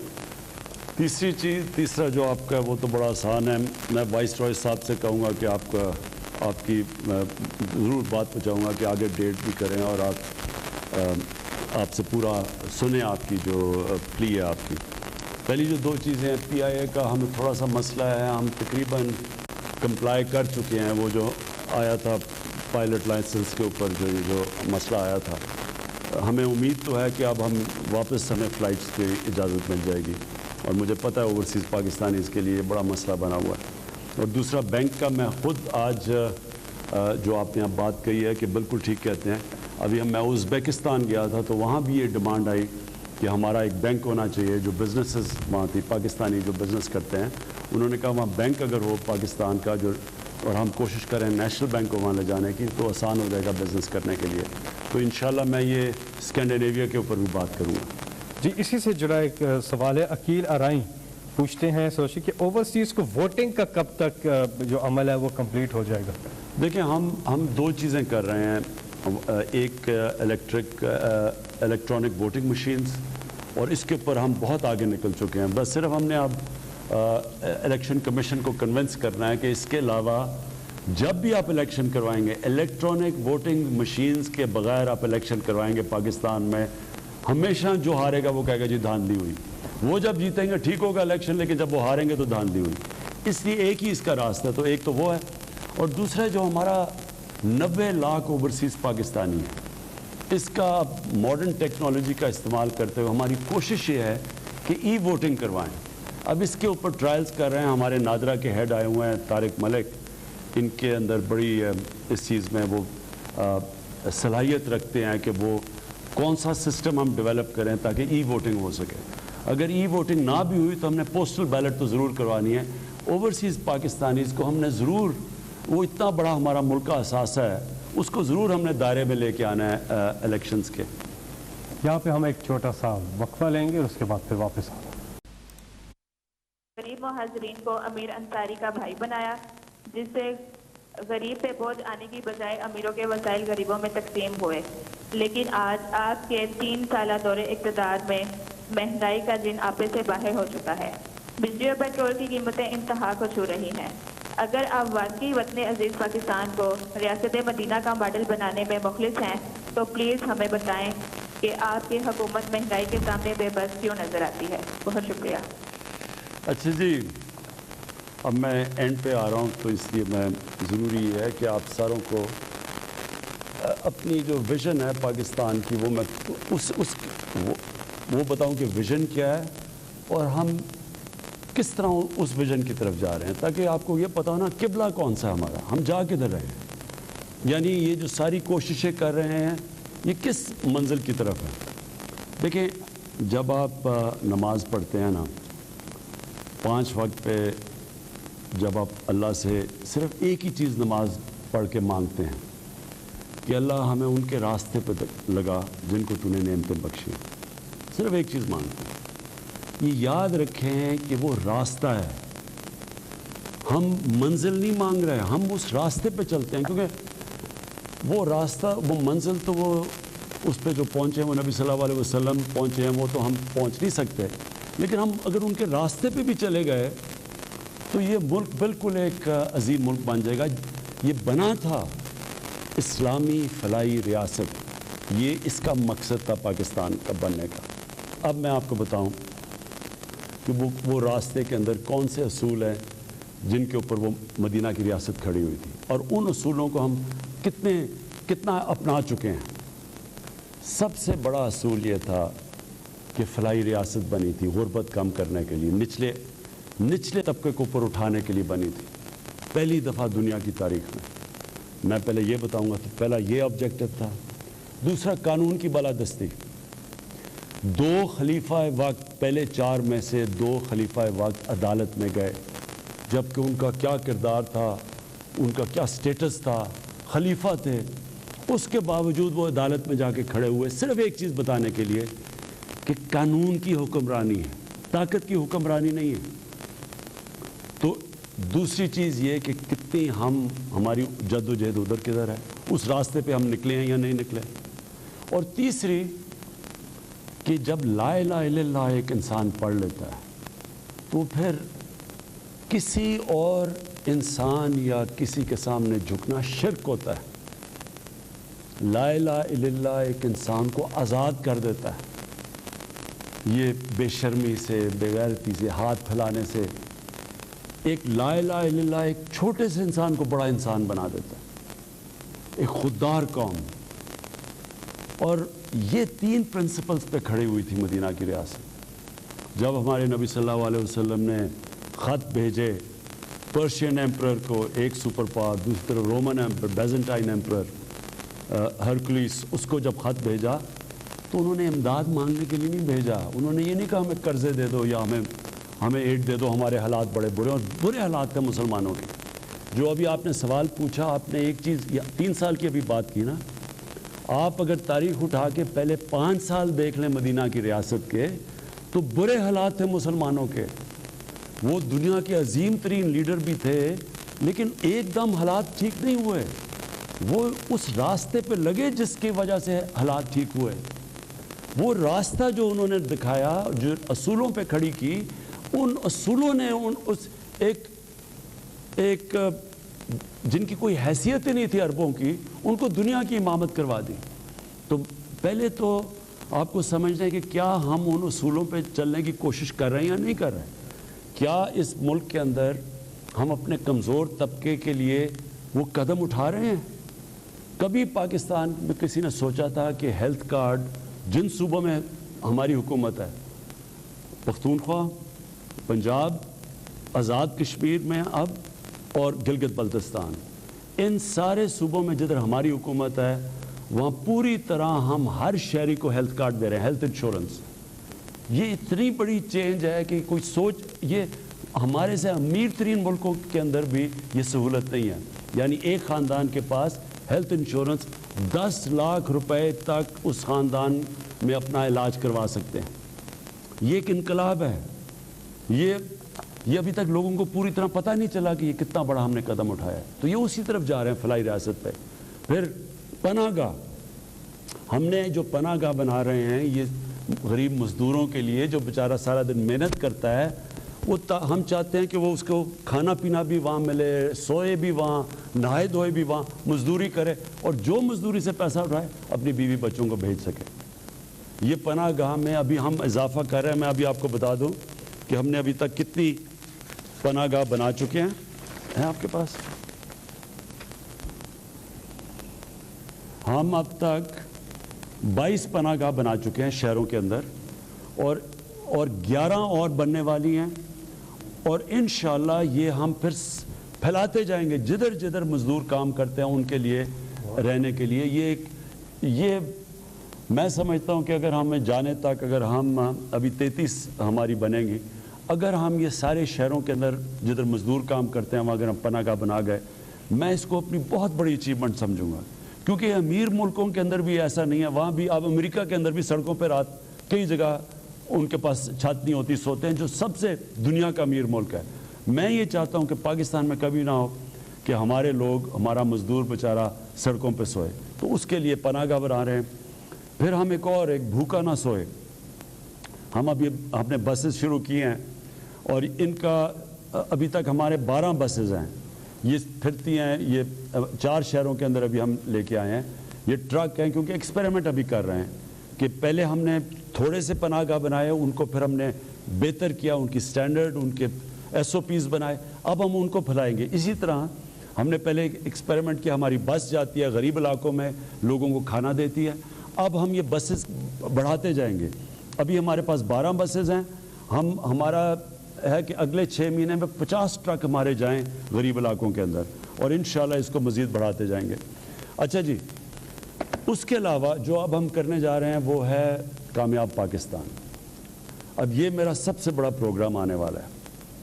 کامیاب پاکستان کے اندر کیا ہوگا کہ جتنے 40% جو ہمارے خاندان ہیں جو نچلے طبقے میں ہیں, ان کے لیے ایک گھر کے اندر ایک کو ٹیکنیکل ایجوکیشن ملے گا, سارے گھر کو ہیلتھ کارڈ ملے گا تاکہ وہ اپنا ان کا علاج ہو جائے. ایک ہم ان کو مائکرو فائنانس سے اپنا گھر بنا کے ان کو قرضہ لے کے دے رہے ہیں. یہ مائکرو فائنانس کمپنیز ہیں, وہ کیا کریں گی کہ اگر میں اپنا گھر بنانا چاہوں تو ان کو پہلی دفعہ پاکستان کی تاریخ میں فائنانس ملے گا. مائکرو فائنانس سے قرضے دلوائیں گے تاکہ وہ جو قسطیں دیتے ہیں اپنے کسی کرائے کے گھر میں رہنے کے لیے, وہی قسطیں دے کے ان کو اپنا گھر ہو جائے. یہ پاکستان کے اندر پہلی دفعہ چیز ہوگی, اور ساتھ پھر ہیلتھ کارڈ ملے گا. یعنی 4 چیزیں دے رہے ہیں, قرضہ, اور قرضے ملیں گے سود کے بغیر. تو شہروں کے اندر قرضے دیں گے تاکہ اپنی کوئی چھوٹی سی بزنس کر لے, دیہات کے اندر قرضے دیں گے تاکہ کسان اپنی مدد کر سکے سود کے بغیر. یہ ہمارا انشاءاللہ اسی مہینے لانچ ہونے لگا ہے ہمارا کامیاب پاکستان, اور انشاءاللہ یہ ایک بہت بڑا ہے. پھر قانون کی بالادستی. تو پہلے تو فلاحی ریاست کی طرف ہم انشاءاللہ ہمارا پورا زور ہے کہ ہم, اور پھر میں نے آپ کو پہلے بتا دیا کہ احساس کا پروگرام ہمارا شروع ہو رہا ہے دسمبر میں. 40% غریب خاندانوں کو جو چیزیں کھانے پینے کی چیزیں ان کے اوپر ڈائریکٹ سبسڈی دیں گے. ہمارے پاس پورا ڈیٹا ہو گیا. دوسری چیز قانون کی بالادستی. یہ ہماری سب سے بڑی اس وقت جہاد چل رہی ہے. جہاد یہ ہے کہ پاکستان میں طاقتور ایک قانون اور غریب کے لیے دوسرا قانون. یہ جو قانون طاقت کی بالادستی ہے اس کو قانون کی بالادستی میں لے کے آنا چاہتے ہیں. یہ سب سے مشکل کام ہے. اس میں مجھے آپ سب کی ضرورت ہے کیونکہ یہ وہی قبضے گروپ ہیں جو کہ طاقتور ہیں, غریبوں کی زمینوں پہ قبضہ کرتے ہیں. یہ وہ سیاستدان ہیں چوری کر کے پیسہ باہر لے گئے ہیں اور ان کو ہاتھ ڈالو تو کہتے ہیں کہ جی آپ کی گورنمنٹ کرا دیں گے. ان کے اوپر ہم نے پورا ہاتھ ڈالنا ہے اور ایک لوگوں کو آزاد کرنا ہے, لوگوں کو قانون دے کے انصاف دے کے آزاد کرنا ہے. یہ دوسرا ہے. اور تیسرا خودداری. ہم یہ وہ ملک بنانا چاہتے ہیں جو انشاءاللہ ایک اپنے پیر پہ کھڑا ہو, کبھی کسی سے ہمیں بھیک نہ مانگنی پڑے, قرضے نہ مانگنے پڑے, کسی کے سامنے ہم ایڈ دے کے ان کی جنگوں میں نہ شامل ہوں کیونکہ وہ ہمیں پیسے دے رہے ہیں تو ہم ان کی جنگ میں شامل ہو جائیں. ایک خوددار, ایک آزاد ملک. اور یہ بھی ایک جب قوم ایک فیصلہ کر لیتی ہے کہ ہم نے دنیا میں اپنی ہر پاسپورٹ کی عزت کروانی ہے, تو عزت تب ہوتی ہے جب ایک قوم اپنی خود عزت کرتی ہے. جب ایک قوم خود عزت کرتی ہے وہ خوددار قوم بن جاتی ہے, اس کی دنیا ریسپیکٹ کرتی ہے. تو یہ میرے 3 ایم ہیں اور انشاءاللہ میری کوشش یہ ہے کہ 5 سال کے بعد اب یہ جو ہمارا ٹرم ختم ہوگی لوگ دیکھیں گے 5 سال پہلے کیا تھا پاکستان کے حالات اور 5 سال کے بعد کیا ہے. جی وقت کیونکہ کم ہے, ہم اب آج کے پروگرام کے آخری کالر سے بات کریں گے. جن کی کال نہیں لگ سکی آپ اگلی بار ضرور کوشش کیجیے گا. ہمیں یہ احساس ہے کہ بہت سے لوگ کوشش کرتے ہیں, ان کا ٹیلی فون جو ہے تھرو نہیں ہوتا. ہم اس پروگرام کی فریکوینسی انشاءاللہ بڑھائیں گے تاکہ زیادہ سے زیادہ کالرز جو ہیں وہ وزیر اعظم پاکستان عمران خان صاحب سے بات کر سکیں. آخری کالر آج کے ہمارے ساتھ کون ہے؟ جی السلام علیکم. وعلیکم السلام. وزیر اعظم پاکستان. جی عمران خان صاحب السلام علیکم. جی وعلیکم السلام. ذوالقرنین حیدر عرض کر رہا ہوں ضلع رحیمیہ خان سے. کرپشن کے خلاف آپ نے جو بڑے بڑے برج گرائے وہ آپ کی پاکستان سے محبت اور مستقل مزاجی کی عکاسی کرتی ہے جو قابل تعریف ہے. آج آپ سے براہ راست بات کا موقع ملا جس کے لیے میں بہت زیادہ مشکور ہوں. مجھے اور مجھ جیسے ہزاروں لوگوں کو فوری انصاف کی آپ سے بہت زیادہ امید ہے. میں آپ کو جنوبی پنجاب کی Khwaja Farid university of engineering and information technology پر نظر ثانی کی درخواست کرتا ہوں کہ مکمل تحقیقات کروائی جائیں. گزشتہ چند سالوں سے پروفیسر ڈاکٹر سلیمان طاہر نے بطور وی سی یونیورسٹی کا چارج سنبھالا اور ملازمین پر ظلم و ستم کے پہاڑ گرائے. چند ہی مہینوں میں عرصہ 6 سال سے کام کرنے والوں کو وجہ بتائے بغیر 200 سے زائد ملازمین برطرف کر دیے گئے اور ان کا داخلہ یونیورسٹی میں ممنوع کر دیا گیا. آواز اٹھانے پر ہمیں سنگین قسم کی دھمکیاں دی گئی جس پر میں اس کا تحقیقات کریں گے ہم کہ کیا اس کی حقائق اور گورنمنٹ پنجاب سے بات بھی کریں گے. میں آخر میں صرف ایک چیز کہنا چاہتا ہوں. دیکھیں ہمارے لیے سب سے بڑا جو مسئلہ ہے نا, جو میرے لیے حکومت کے لیے تکلیف دے رہا ہے, وہ جو مہنگائی ہے. اب مہنگائی کئی وجوہات سے ہیں. ایک ہے کہ آپ کی امپورٹس, جب آپ چیزیں امپورٹ کرتے ہیں کھانے پینے کی چیزیں, تو جب ہمارا پریشر پڑا اور روپیہ نیچے آیا تو, اور روپیہ کیوں نیچے آیا کیونکہ ہمارے پاس اتنا بڑا خسارہ کر کے چھوڑ کے چلے گئے, جس کو کرنٹ اکاؤنٹ کہتے ہیں, یعنی ڈالرز ہمارے کم ہو گئے ملک میں, اس کی وجہ سے روپے گر گیا, ڈالر کی قیمت اوپر چلی گئی, ساری چیزیں مہنگی ہو گئی. ایک تو وہ ہے.